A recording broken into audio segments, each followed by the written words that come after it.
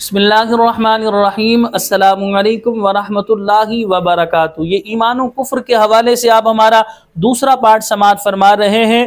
انسان پر سب سے اولین و اہم ترین فرض کیا ہے؟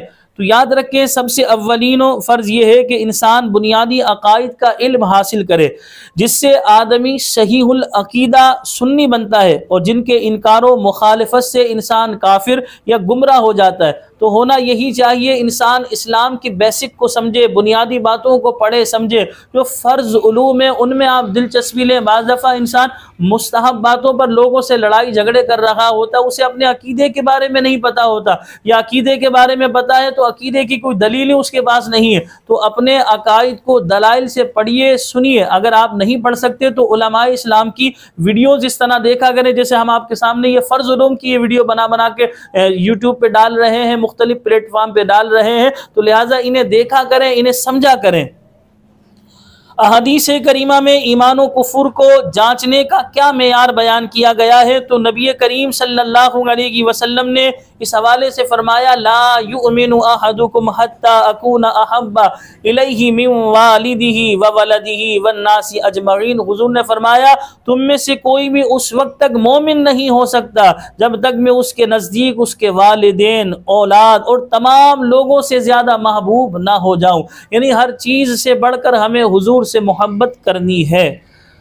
اور دلائل الخراج شریف کی روایت، لوگوں کے ایمان و کفر میں جو ہے مقام و مرتبے کی پہچان کا معیار یہ ہے کہ جس قدر وہ مجھے محبوب جانیں گے ایمان کے نزدیک ہوں گے، اور جس قدر جو ہے وہ مجھے محبوب جانیں گے ایمان کے کفر ہوں گے، اور جس قدر جو ہے مجھ سے بغض رکھیں گے ایمان سے دور اور کفر کے نزدیک ہوں گے۔ خبردار، اس کا ایمان نہیں جسے اللہ عز و جل کے محبوب سے پیار نہیں۔ تو لہذا حضور نبی کریم صلی اللہ علیہ وسلم سے جو ہے ہر چیز سے بڑھ کر انسان حضور علیہ الصلوۃ والسلام سے محبت کرے۔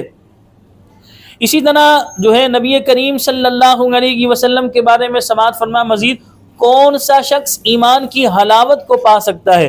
تو یاد رکھیں، حضور اقدس صلی اللہ علیہ وسلم نے ارشاد فرمایا، جس شخص میں تین باتیں ہوں گی وہ ایمان کی حلاوت پا لے گا۔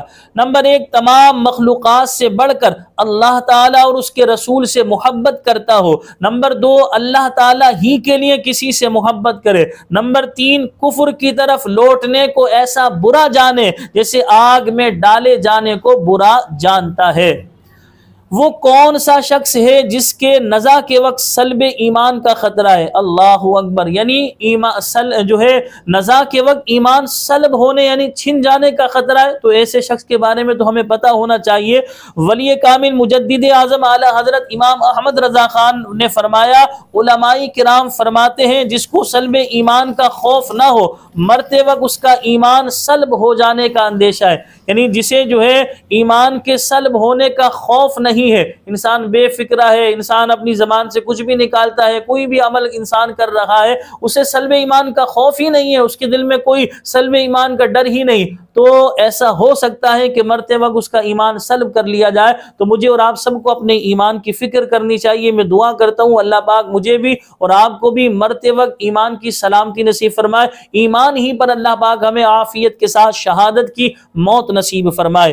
ایمان کی حفاظت کے بارے میں کچھ اور جو ہے مزید سماعت فرمائے، تو یاد رکھیں یہ 41 مرتبہ صبح انسان یا حی یا قیوم لا الہ الا انت یہ پڑھے گا تو اس کی برکت سے ایمان کی سلامتی انسان کو نصیب ہوگی۔ اس کے علاوہ اور بھی وظائف ہیں ایمان کی سلامتی کے حوالے سے، انسان کو چاہیے ان وظائف کو پڑھتا رہے تاکہ انسان کا ایمان جو ہے سلب ہونے سے محفوظ رہے۔ اسی طرح جب اذان ہو رہی ہوتی ہے اس وقت خاموشی اختیار کریں، اذان کا جواب دے۔ بعض لوگ اذان کے وقت بھی گفتگو کر رہے ہوتے۔